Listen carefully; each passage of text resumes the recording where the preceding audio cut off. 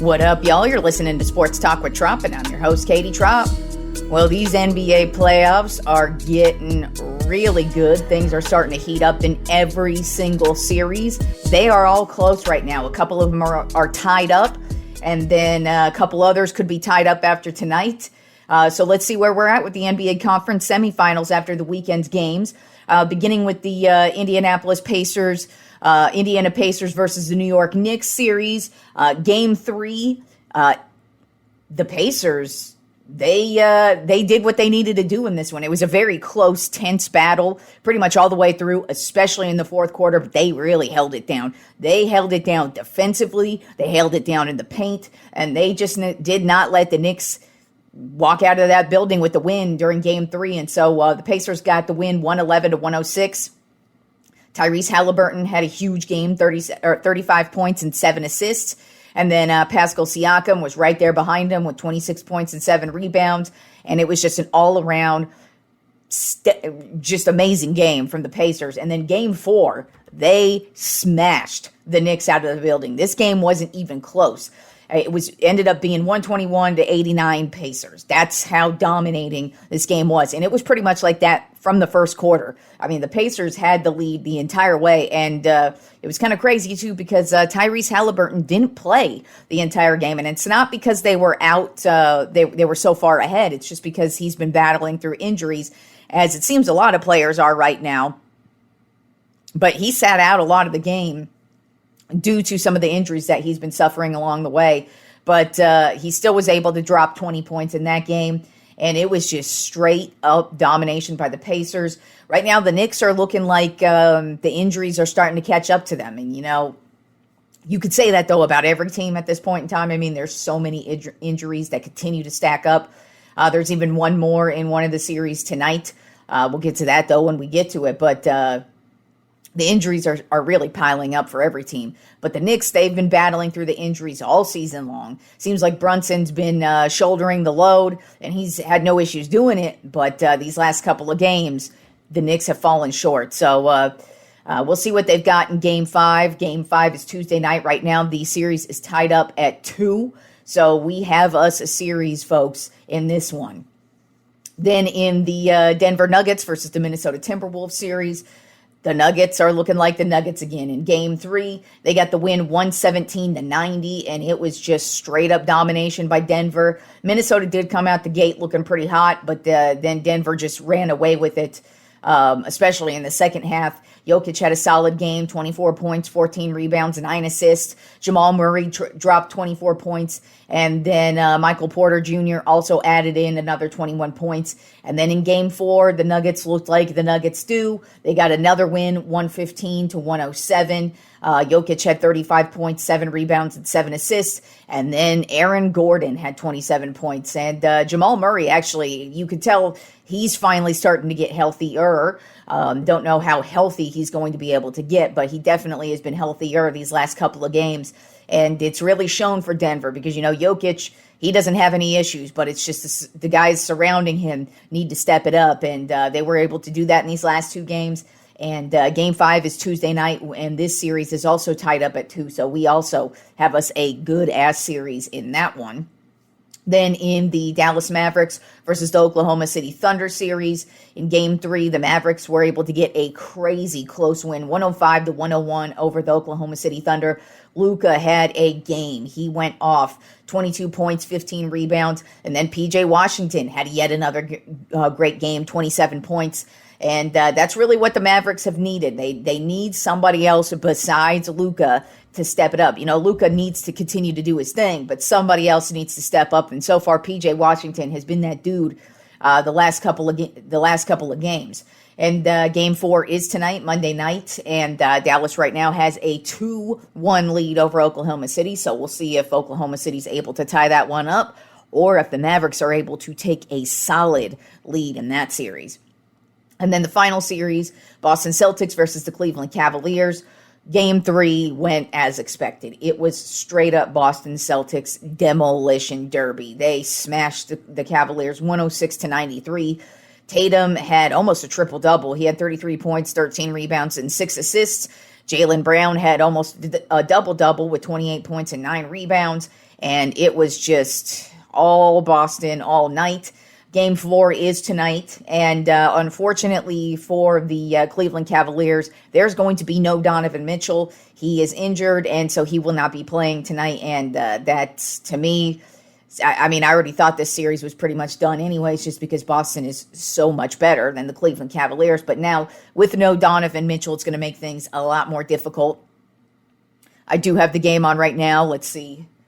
It's the first quarter, and Boston's up 37-28. So obviously, that's how that game is going right now. And we'll see where we are on Friday if we have any of these series closed out, and if we know who's headed to the conference finals, or if we're going to have some game 7s on tap. I don't know, but these series, all 4 of them. Well, I'd say 3 of the 4. I mean, the Cavaliers have made it interesting a little bit. But I just kind of feel like Boston's going to roll through that one. But the other 3 series, they are looking really good. And if Oklahoma City's able to tie that one up tonight, we're going to have us 3 tight series. And then in other basketball news, the NBA draft lottery was held last night. So we now know the official order of the 2024 draft. In June. So the number 1 overall pick this year is going to the Atlanta Hawks. So it's already been looking like the Hawks are going to trade Trae Young in the offseason, and they should get a pretty decent haul for him since he is a good player. But now they have the number 1 overall pick, which I feel like kind of seals that deal for sure. But good for them. They definitely need that number 1 overall pick. Who knows if it's going to help them, but Atlanta Hawks are now on the clock. Number 2 pick right now, or number 2 pick is the Washington Wizards. Number 3, the Houston Rockets. Number 4, the San Antonio Spurs, who have 2 top 10 picks. They have the 4th pick and the 8th pick. Number 5 pick goes to the Detroit Pistons. Number 6, the Charlotte Hornets. Number 7, Portland Trail Blazers. Number 8, like I said, the Spurs. Number 9, the Memphis Grizzlies. 10, Utah Jazz. 11, Chicago Bulls. 12, Oklahoma City Thunder. 13, Sacramento Kings. 14, Portland Trail Blazers. 15, Miami Heat. 16, Philadelphia 76ers. 17, Los Angeles Lakers. 18, Orlando Magic. 19, Toronto Raptors. 20, Cleveland Cavaliers. 21, New Orleans Pelicans. 22, Phoenix. 23, Milwaukee Bucks. 24, New York Knicks. 25, New York Knicks. 26, Washington Wizards. 27, Minnesota Timberwolves. 28, Denver Nuggets. 29, Utah Jazz. And rounding out the draft this year at number 30 is going to be the Boston Celtics. But as I said, right now the Atlanta Hawks are on the clock. And we'll be seeing who they take here in about a month or so. Moving on to some baseball and the Tropp 10 MLB Power Rankings for this week. We do have a couple new teams who have worked their way into the Tropp 10 this week. One not so new, but they've been absent for a couple of weeks for good reason. And then one new team that we have on the horizon here. So let's get it started with ranked number 1 this week on the Tropp 10 MLB Power Rankings remains the Philadelphia Phillies. Overall record of 28-13. They are 8-2 in their last 10 games. This past week, they took the series against the Toronto Blue Jays and the Miami Marlins. And this team is just getting it done in so many different ways. They have no problem scoring runs, but this is one of the deepest starting pitching lineups in the league. They got Ranger Suarez, who is having a career year with 7 wins, a 1.50 ERA, and 55 strikeouts. Then you have Zach Wheeler, who's also having a phenomenal year with 4 wins, a 2.53 ERA, and 65 strikeouts. He leads the team with the strikeouts. And, you've got Aaron Nola having a great year. And this starting pitching is just really, really difficult to score on. And then their lineup is just out of control. And Phillies, they've been on the precipice. Last year they made a nice little playoff run. The year before that, they made it to the World Series. So this is a team, you look at them and go, if they keep playing like this is a front runner for the World Series at this point. Then at number 2 on my Tropp 10 MLB Power Rankings are the Los Angeles Dodgers. Overall record of 27-15, 8-2 in their last 10 games. This past week, they took the series against the Miami Marlins, but lost the series to the San Diego Padres, which is crazy because The Padres have owned the Dodgers the last couple of seasons. I mean, they actually ended the Dodgers playoff run, like 2 years ago? So, in surprising fashion, by the way, too. So, it's crazy to see the ownage right now that the Padres have on the Dodgers, and I'm here for it, by the way. Not a fan of either team, but if the Dodgers are down and out, I'm all about that. But I will say a couple of their offseason moves. I was already talking about Shohei Ohtani last week and Glasnow and them having their career years. Well, a couple other offseason pickups this past offseason are having great years as well. Teoscar Hernandez, he's got 11 home runs and 33 RBI on the season. And he leads the team in RBI right now. And then you have their new starting pitcher, Yamamoto. He's got 4 wins on the season with a 2.79 ERA and 47 strikeouts. So, the Dodgers have a plethora of talent. And it looks like they're going to be dominating the regular season yet again. Then at number 3 on my top 10 MLB Power Rankings of the Baltimore Orioles. Overall record of 26-13. They're 7-3 in their last 10 games. This past week, they took the series against the Washington Nationals and the Arizona Diamondbacks. And they are also just getting a lot of offense in many different ways. One of them, of course, is Adley Rutschman. He's batting a .304 right now with 6 home runs and 23 RBI on the season. And then they're starting pitching. They're starting to get stronger and look better as the season goes on. One of their offseason pickups, Cole Irvin, he's got 4 wins on the season with a 2.90 ERA and 28 strikeouts. So this Baltimore Orioles team tops in the American League for sure. But, I picked them to be the representative in the American League for the World Series, and so far, they're living up to that hype. Then at number 4 on my top 10 MLB Power Rankings of the New York Yankees, overall record of 27-15. They're 7-3 in their last 10 games. They took the series this week against the Houston Astros and the Tampa Bay Rays, and they are now starting to get going offensively. That's been an issue for them. Their starting pitching has really been carrying them, but now their core is starting to get going. Soto's been pretty much their only source of offense. But now Aaron Judge, he's finally getting back on track. He's hit a few home runs over the last couple of weeks. He's up to 10 home runs and 27 RBI on the season. But Anthony Rizzo's also having a nice little resurgent season here, batting a .265 with 7 home runs and 22 RBIs. And over the last couple of weeks, both Rizzo and Judge really starting to get hot. Soto's starting to maintain his dominance. Stanton's having a pretty solid season. And this Yankees lineup, Gleyber Torres, he's also had a good couple of weeks as well. So this team's really starting to get going. And then, of course, Anthony Volpe, he's actually been one of their most consistent guys as well as Soto. So you got to really watch out for the Yankees. It was shaky there for a bit for them, but I didn't expect it to last that long with Judge especially. I kind of felt like he's still kind of shaking off the rust from that toe injury he had last year. And now he's looking like he's getting back on track. Then at number 5 on my top 10 MLB Power Rankings of the Cleveland Guardians, overall record of 25-16. They are 5-5 in their last 10 games, so that did kind of make me think, do I want to knock them down a peg? But I did not. I still think they're a pretty solid team. They are 5-5 in their last 10 games. This past week, they took the series against the Detroit Tigers, but almost got swept by the Chicago White Sox, who are one of the worst teams in the league. So that's not anything to write home about, and that's kind of one of the reasons why I almost dropped Cleveland down, but I didn't, just because, like I said, I still think Cleveland is more reliable and better than the teams below them, so I kept them up there, but we'll see what happens over the next couple of weeks with them. But Jose Ramirez, he seems to finally be back on track as well, batting a .235, which isn't lights out, but that's not what he's normally known for. It's really the RBIs and the home runs is what he's known for. He's got 9 home runs on the season and 33 RBI. And then, unfortunately, one of their best guys on offense, and yet another blow to this team, is Stephen Kwan. He's been put on the injured list. I believe I talked about it last week, but, he's on the injured list, and he's a huge source of their offense, and you could tell it was a problem for them, especially in that White Sox series. But, the Guardians have been able to overcome it for the most part this season. We'll see if they're able to overcome it throughout the rest of the season. But like I said, they're starting to slip a bit, but not enough for me to drop them in the power rankings just yet.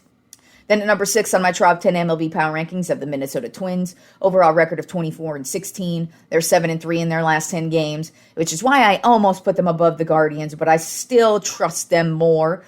This week they did take the series against the Seattle Mariners and the Toronto Blue Jays. And it's really just the Minnesota Twins are on a tear right now. They're on their best run in 16 years. That's how well they're playing. And it says a lot because, this team's been pretty terrible for a while. They've actually won 17 out of their last 20 games. So they are playing well. The thing is, I just can't really put together how they're doing it. Now, I haven't watched any Twins games this year. And when I was looking up their stats and just kind of what they've been doing over the last couple of weeks, I'm like, what is this team doing to win? It just looks like they're playing great team baseball. Their starting pitching is holding it down, and they're just scoring runs when they need to score runs. But I probably should pay a little bit more attention to them because it looks like they're going to be something, at least for this first half of this season. Then at number 7 on my Tropp 10 MLB Power Rankings of the San Diego Padres, overall record of 22-21. They're 7-3 in their last 10 games. This past week, they took the series against the Chicago Cubs and the Los Angeles Dodgers, and they're really getting hot offensively. Their starting pitching is actually really solid, too. They traded for Dylan Cease over in the offseason, and he has been money for them. He's got 5 wins. With a 2.19 ERA and 60 strikeouts. He has been fantastic in every one of his starts pretty much. Then you've got Jurickson Profar, who's also having a great season, batting a 3.19, 6 home runs and 27 RBI. Machado's starting to get going. And Tatis, he really hasn't lost a step either. There was many questions, at least from my end, with Tatis. Didn't know if he was going to be able to bounce back from the last couple of seasons of injuries and then the suspension from the steroids and all of that. But right now, the Padres are on fire, and taking out the Dodgers is a big deal. We'll see if they're able to maintain this level of play for a while. But they're actually playing really solid, starting pitching looking great, and offensively, they are one of the best teams in the league right now. Then at number 8 on my Tropp 10 MLB Power Rankings of the Milwaukee Brewers, overall record of 24-16. They're 5-5 in their last 10 games. This past week, they lost the series to the Kansas City Royals, but won a series over the St. Louis Cardinals. Peralta is having yet another solid year, 3 wins with a 3.63 ERA and 58 strikeouts. And then Adames has been huge offensively for them yet again, batting a 258 with 7 home runs and 27 RBI on the season. Brewers have been up and down the last couple of weeks, but they still are tops in their division and still playing really well. I feel like the Yelich injury has kind of held them back just a bit, but we'll see how the Brewers keep it moving as the season wears on. Then at number 9 on my Tropp 10 MLB Power Rankings, I have the Atlanta Braves. Overall record of 24-13. They're 5-5 in their last 10 games. This past week, they took the series against the Boston Red Sox and the New York Mets, and they're finally getting back on track. The Braves have kind of started this season off slow. Acuna Jr. is not having a good year so far, and it's just been slow for the Braves, but you really can't count them out. They have way too much talent, and they've been here before, so this is a good team, but they've had their struggles over the last month here. But Marcell Ozuna has not had any struggles at all this season. He's been a huge source of offense for this team, batting a 326 with 12 home runs and 40 RBI. And those are league-leading numbers, by the way. Those are tops in the league. I believe the RBI, he leads the league. The 12 home runs, I believe, is in second place or third place. Whatever, he's top 10 in everything right now. I don't know what's going on with Ozuna, but he's finally got his shit together, I guess, and he's having a fantastic year for the Braves, and they've really needed it in the absence of Acuna in his MVP play that they're used to getting over the last couple of years. And then Chris Sale, he is having a phenomenal year as well. They picked him up in the offseason, and he's pretty much just been floundering with the Red Sox the last 3 or 4 years. Then he was with the White Sox before that and kind of had to suffer through a bunch of injuries. But he seemed to have really locked it in with the Atlanta Braves right now. He's got 5 wins on the season with a 2.95 ERA and 52 strikeouts. So I guess this is what a healthy Chris Sale looks like. He's really solid, really dominant. Now, the thing is, he is very injury prone. So we'll see if this is able to last for the majority of the season or throughout the entire season. But right now, Chris Sale is looking like one of the best offseason pickups, especially for the Braves. And then rounding out the top 10 MLB Power Rankings this week, I have the Chicago Cubs. Overall record of 24-17. They're 5-5 in their last 10 games. This past week, they lost the series to the San Diego Padres and won the series over the Pittsburgh Pirates. Shota Imanaga is still having a great year. He's got 5 wins on the season, a 1.08 ERA, which is the lowest in the league still, and 43 strikeouts. So you really just can't. It's really, really hard to score any runs on this dude. Then you also have Javier Assad having an amazing year as well. Three wins with a 1.70 ERA and 35 strikeouts. This Chicago Cubs starting pitching lineup, they got Justin Steele back. And, I think they rival as one of the best starting pitching lineups in the league, right up there with the Phillies and the Phillies, the Cubs, the Guardians, I think have a pretty good starting pitching lineup as well. Probably not as deep as them, but they're just always a reliable starting pitching lineup. The Padres starting to get up there too with the starting pitching, but I feel like the Cubs, they're going to be one of those shocking teams, I feel like, and you got the Brewers in their division. So it's going to be a battle between those two, which it already has been to start the season. And we do have a little bit of NFL news to round out today's episode. We are going to have the schedule release on Wednesday, so we will find out who everybody is playing. But over usually the couple of days leading up to the schedule release, we get a couple of previews of what's going on here, and we do know who is going to open up the season. Of course, since the Kansas City Chiefs are the Super Bowl champions, they, of course, there was no question that they were opening up the season because the Super Bowl champion always opens up the season. It's just who is their opponent. Well, we are starting the season off right. It's going to be the Baltimore Ravens versus the Kansas City Chiefs to open up the season Thursday, September 5th. And, that's the battle of the AFC Championship game right off the bat, right there to start the season. So that's how we're getting it started. And then another game leaked and was announced right before I started recording. And it's going to be my Dallas Cowboys playing the Cleveland Browns in Week 1. And that is going to be Tom Brady's first ever game that he is going to be the color commentator for. So we will see what Tom Brady is all about this year and if he's actually good at announcing games, because it's not easy. It is not an easy job. There are some dudes who have transitioned to that role and are absolutely terrible at it. And then there are some who have transitioned into it and do a really good job at it. So we'll see what Brady's got with that. But his first game is going to be my Dallas Cowboys at the Cleveland Browns. So Wednesday is when we have the rest of the schedule released. I'm sure we're probably going to hear a couple more games Tuesday, but the official schedule release is going to be on Wednesday. And so we'll be talking some football on Friday's show, along with whatever else happens in the NBA conference semifinals. And then, of course, if we have anything in baseball or fighting or whatever else, just enjoy the rest of the week of sports, and I will talk to you all on Friday.